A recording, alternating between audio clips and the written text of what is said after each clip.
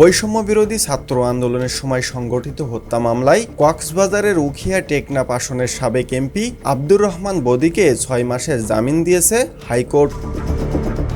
বৃহস্পতিবার 26 ফেব্রুয়ারি বাংলাদেশ হাইকোর্টের বিচারপতি মোহাম্মদ কামরুল হোসেন মোল্লা ও বিচারপতি ফয়সাল হাসান আরিফের সমন্বয়ে গঠিত বেঞ্চ শুনানি শেষে এ আদেশ দেন।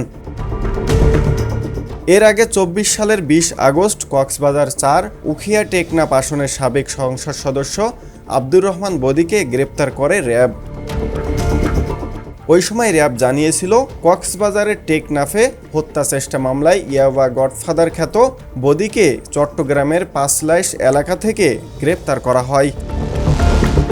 2024 সালের 5 জানুয়ারি অনুষ্ঠিত 10ম সংসদ নির্বাচনে কক্সবাজার 4 আসন থেকে আওয়ামী লীগের মনোনয়ন নিয়ে সংসদ সদস্য নির্বাচিত হন তিনি।